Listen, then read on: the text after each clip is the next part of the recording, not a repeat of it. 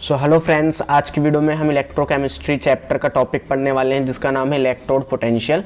And इसके बाद हम इलेक्ट्रोकेमिकल सीरीज को डिस्कस करेंगे, उसके एप्लीकेशन के बारे में जानेंगे और एक एक्स्ट्रा टॉपिक पढ़ेंगे जो एनसीईआरटी से बाहर है लेकिन नीट एग्जामिनेशन में उसका रिसेंटली 2017 या 18 में क्वेश्चन पूछा गया है, जो है लेंटिमर डायग्राम। तो उसे भी हम डिस्कस करेंगे।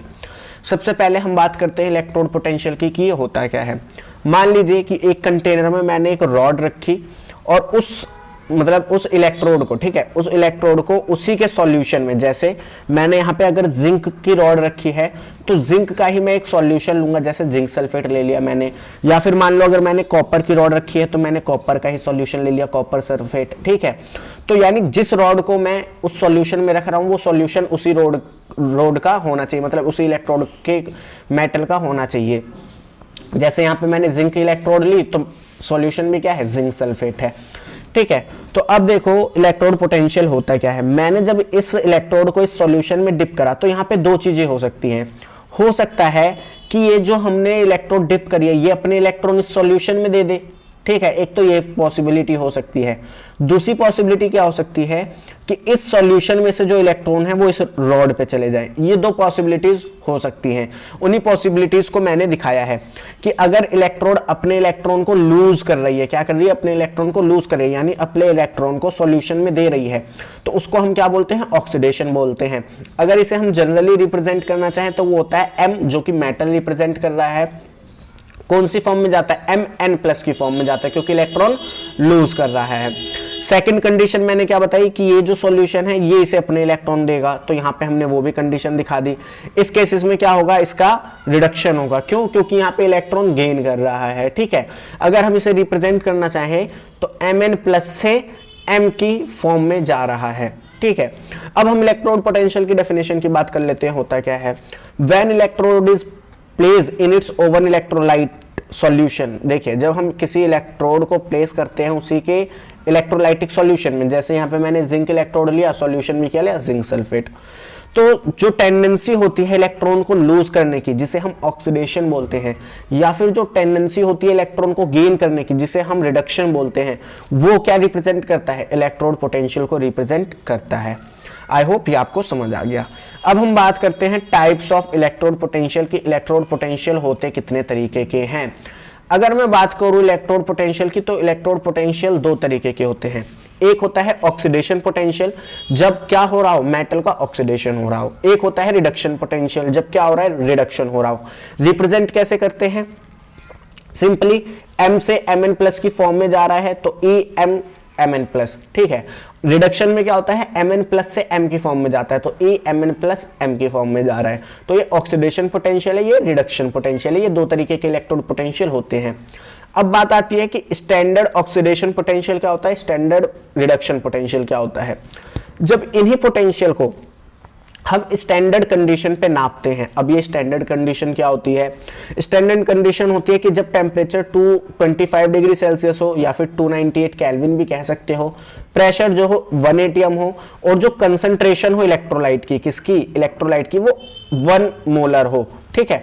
तब हम इसी ऑक्सीडेशन और इसी रिडक्शन पोटेंशियल को standard oxidation potential and standard reduction potential कहते हैं, ठीक है। अगर हम बात करें यूनिट की तो इसकी जो यूनिट होती है इलेक्ट्रोड पोटेंशियल की वो होती है वोल्ट।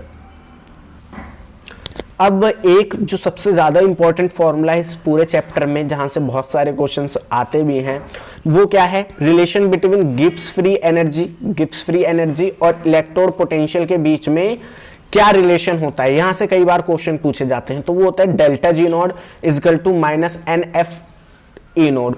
यहां पे डेल्टा G नोड क्या है, स्टैंडर्ड गिब्स फ्री एनर्जी है। क्या है, स्टैंडर्ड गिब्स फ्री एनर्जी है।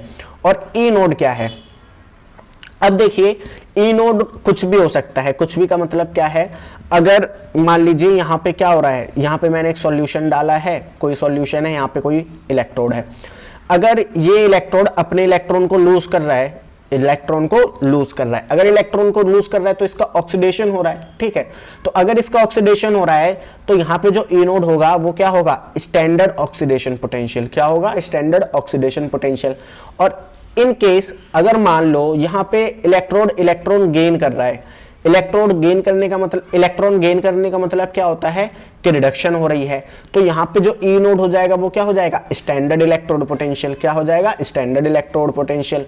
लेकिन अगर मान लो यहाँ पे दोनों चीजें हो रही हैं, मैं यहाँ पे दो मतलब जब आप इलेक्ट्रोकेमिकल सेल पढ़ोगे नेक्स्ट वीडियो या नेक्स्ट टॉपिक में, तो आप वहां पे देखोगे कि एक पूरे सेल में लूज भी हो रहे हैं इलेक्ट्रॉन, गेन भी हो रहे हैं, ठीक है। तो उस कंडीशन में हम उसको बोलते हैं, क्या बोलते हैं उसको, हम स्टैंडर्ड सेल पोटेंशियल बोलते हैं। तो वो जैसे जैसे हम आगे पढ़ेंगे वो आ जाएगा। तो n क्या है यहाँ पे, n है नंबर ऑफ इलेक्ट्रॉन लॉस और गेन। n क्या है यहाँ पे, कितने इलेक्ट्रॉन ये गेन कर रहा है या कितने इलेक्ट्रॉन ये लूज कर रहा है, ठीक है। f क्या है, f है फैराडे कांस्टेंट जिसकी वैल्यू होती है 96500 कूलम। कूलम क्या है, चार्ज की यूनिट होती है, 96500 कूलम। E नोड क्या है, स्टैंडर्ड ऑक्सीडेशन पोटेंशियल, अगर सिर्फ ऑक्सीडेशन हो रहा है।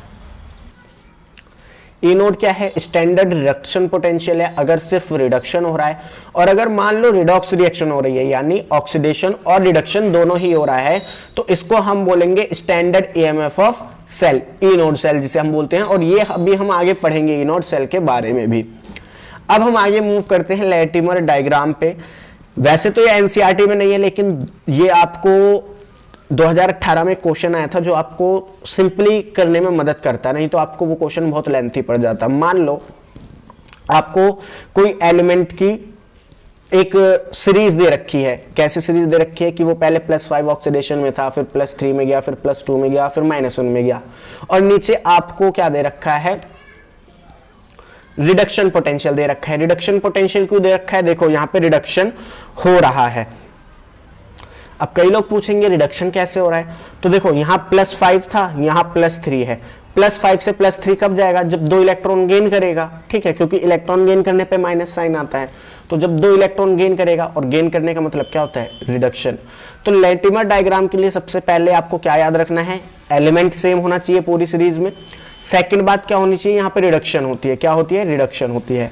अब इसका एप्लीकेशन क्या होता है, इसका एप्लीकेशन ये है कि अगर आप लेफ्ट हैंड साइड से, यानी इस साइड से इस साइड जा रहे हो, लेफ्ट हैंड साइड से राइट हैंड साइड जा रहे हो, और ई नोड जो है इंक्रीज कर रहा है, यानी जो रिडक्शन पोटेंशियल है वो इंक्रीज कर रहा है, तो उस कंडीशन में जो एलिमेंट होगा उसकी क्या होगी, डिस्प्रपोर्शनेशन रिएक्शन होगी। क्या होगी, डिस्प्रपोर्शनेशन रिएक्शन होगी। जैसे अगर आप इसका क्वेश्चन चेक करना चाहें तो आप प्रीवियस ईयर क्वेश्चन उठाना 2018 का, और उसमें केमिस्ट्री भी देखना, HBRO ऐसे करके दे रखा होगा, और वहां से आपसे पूछेगा कि कौन सी स्पीसीज जो है डिस्प्रपोर्शनेशन रिएक्शन शो करेगी, तो वहां पे आप लैटिमर डायग्राम का यूज कर सकते हो, मैंने ये जो एप्लीकेशन बताया इसका।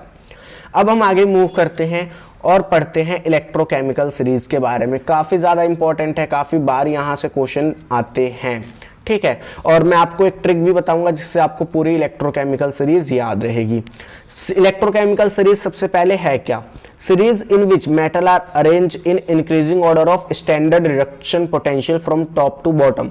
इलेक्ट्रोकेमिकल सीरीज एक ऐसी सीरीज है जिसमें हमने मेटल्स को अरेंज करा है उनके इंक्रीजिंग स्टैंडर्ड रिडक्शन पोटेंशियल में। किसमें, स्टैंडर्ड रिडक्शन पोटेंशियल के इंक्रीजिंग ऑर्डर में अरेंज करा है। और ये इंक्रीजिंग ऑर्डर कहाँ है, टॉप टू बॉटम, यानी ऊपर से नीचे आप जैसे जाओगे वैसे वैसे आपका जो स्टैंडर्ड रिडक्शन पोटेंशियल है वो बढ़ता जाएगा।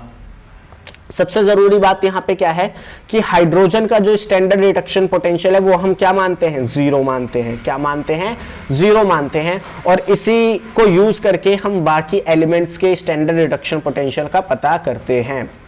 अब सबसे जरूरी बात, कई बार क्वेश्चन में क्या होता है, कई बार क्वेश्चन में स्टैंडर्ड पोटेंशियल सिर्फ आपको स्टैंडर्ड पोटेंशियल लिख देता है, वहां पे स्टैंडर्ड रिडक्शन पोटेंशियल नहीं लिखता है। तो अगर इन केस आपको सिर्फ स्टैंडर्ड पोटेंशियल दे रखा है और वहां पे उसने नहीं बोला कि ये रिडक्शन पोटेंशियल है या ऑक्सीडेशन पोटेंशियल है, तो नॉर्मली आप क्या करोगे, उस स्टैंडर्ड पोटेंशियल को ही क्या मान लोगे, रिडक्शन, स्टैंडर्ड रिडक्शन पोटेंशियल मान लोगे। कब, जब क्वेश्चन में नहीं दे रखा है। सो मैंने देखो यहाँ पे पूरी क्या लिख रखी है, इलेक्ट्रोकेमिकल सीरीज रख रखी है, और मैं आपको ट्रिक भी बताऊंगा जिससे आप इसको याद कर सकते हो, निमोनिक्स बताऊंगा, ठीक है। इसमें आपको क्या याद रखना है, इसके एप्लीकेशंस याद रखने हैं जो सबसे ज़्यादा पूछे जाते हैं, और ये देखना है कि कौन सा जो एलिमेंट है वो पॉजिटिव होता है, कौन सा नेगेटिव होता है। तो जैसे मैंने बात करी थी कि अगर हम टॉप टू बॉटम जाएंगे तो जो SRP है यानी स्टैंडर्ड रिडक्शन पोटेंशियल है वो क्या होगा, इंक्रीज होगा, ठीक है। अब इलेक्ट्रोकेमिकल सीरीज देख लेते हैं। सबसे पहले आपको याद कैसे रखना है, तो याद रखने के लिए एक निमोनिक्स है, बहुत ही आसान सा है। क्या है वो, तो आपको ब्रूस ली के बारे में पता होगा, ठीक है, उन्हीं के नाम से ये स्टार्ट होती है। क्या है, ली के काका ने मांगी अलमारी, मनी, जमीन, कार, फ्रिज। क्या हुआ कि मान लो एक लड़की थी जिसका नाम था प्रभा, तो प्रभा के फादर ली के यहाँ रिश्ता लेके गए, तो वहां पे क्या हुआ, अब जैसे आपको पता है दहेज मांगा जाता है, तो क्या हुआ कि ली के काका ने मांगी अलमारी, मनी, जमीन, कार, फ्रिज। क्या क्या मांग ली, अलमारी मांग ली, मनी मांग ली, जमीन मांग ली, कार मांग ली, फ्रिज मांग ली। साथ ही साथ फिर अब क्या हुआ, प्रभा के जो पिताजी थे उनकी शॉप थी सीडी की, किसकी, सीडी की, जो डीवीडी प्लेयर, अब तो नहीं चलता, पहले बहुत चलता है, अब सबके पास मोबाइल हो गया है। तो उन्होंने कहा कि क्या आपको सीडी भी चाहिए, तो उन्होंने कहा नहीं, सीडी को नहीं सुने, सीडी को मैं थोड़ा ऊपर कर देता हूं, नहीं सुने। तो अब क्या हुआ, अब देखो जिसकी डीवीडी प्लेयर की दुकान है वो तो इतना सब कुछ दे नहीं सकता, मनी, जमीन, कार, तो वो घर आए, उन्होंने मना कर दिया प्रभा को, लेकिन प्रभा जिद करने लगी, नहीं मैं तो उन्हीं से शादी करूंगी। तो फिर क्या हुआ, प्रभा ही कुट्टी होगी आज, प्रभा ही कुट्टी होगी आज, क्योंकि उसी को पीटा जाएगा, जो नॉर्मली हर घर में होता है। सो ये आप नॉर्मली याद रखोगे, ठीक है। अब हम इसके एप्लीकेशन पे मूव करते हैं, और सबसे इंपॉर्टेंट, सबसे पहले क्या याद रखना है आपको कि जो हाइड्रोजन का स्टैंडर्ड रिडक्शन पोटेंशियल है वो हम 0 मानते हैं। इसके ऊपर के जितने भी एलिमेंट होते हैं सारे नेगेटिव होते हैं, मतलब उनका स्टैंडर्ड रिडक्शन पोटेंशियल नेगेटिव होता है। और अगर हम नीचे बात करें तो स्टैंडर्ड रिडक्शन पोटेंशियल क्या होता है, पॉजिटिव होता है, ठीक है। अब हम इसके एप्लीकेशन पे मूव करते हैं। पहला एप्लीकेशन क्या है, element present below has higher SRP इन इलेक्ट्रोकेमिकल सीरीज। ये तो आपको टॉप टू बॉटम से ही पता चल जाएगा कि इलेक्ट्रोकेमिकल सीरीज में जो सबसे नीचे है उसका स्टैंडर्ड रिडक्शन पोटेंशियल सबसे ज्यादा है, यानी वो इलेक्ट्रॉन को ज्यादा आसानी से गेन कर लेगा। सेकंड क्या है, एलिमेंट हैविंग हाई SRP, वो एलिमेंट जिसका स्टैंडर्ड रिडक्शन पोटेंशियल क्या है, ज्यादा है। एक्ट एज ऑक्सीडाइजिंग एजेंट, वो ऑक्सीडाइजिंग एजेंट की तरह काम करेगा। ऐसा क्यों, अब देखो अगर नीचे कोई एलिमेंट है, जैसे मान लो यहाँ पे Cu है, ठीक है, कॉपर ले लिया मैंने, कॉपर किससे नीचे आता है, हाइड्रोजन से नीचे आता है। तो अब इसका अगर आपको याद हो सीरीज, मतलब अभी तो आपको याद नहीं होगी, इसका पॉजिटिव होता है, स्टैंडर्ड रिडक्शन पोटेंशियल पॉजिटिव होता है, यानी ये क्या करेगा, इसके साथ जो एलिमेंट होगा उससे इलेक्ट्रॉन को बड़ी जल्दी खींच लेगा, उससे इलेक्ट्रॉन को बड़ी जल्दी खींच लेगा और खींच के अपना रिडक्शन कर लेगा, ठीक है। अब यहां पे मान लो कोई X एलिमेंट है, तो इसका तो इलेक्ट्रॉन चला गया, यानी इसका ऑक्सीडेशन हो गया। तो अगर इसकी SRP ज्यादा है तो ये दूसरे को ऑक्सीडाइज करा रहा है और खुद क्या हो जा रहा है, रिड्यूस हो जा रहा है। तो इसीलिए हम बोल रहे हैं कि ये क्या है, ऑक्सीडाइजिंग एजेंट है, क्योंकि ये दूसरों का क्या करा रहा है, ऑक्सीडेशन करा रहा है, और अपना क्या करा रहा है, अपना रिडक्शन करा रहा है। आप ये भी कह सकते हो कि अगर ये एक अच्छा ऑक्सीडाइजिंग एजेंट है तो इसकी ऑक्सीडाइजिंग पावर जो होगी, किसी को ऑक्सीडाइज करने की जो पावर होगी वो ज्यादा होगी।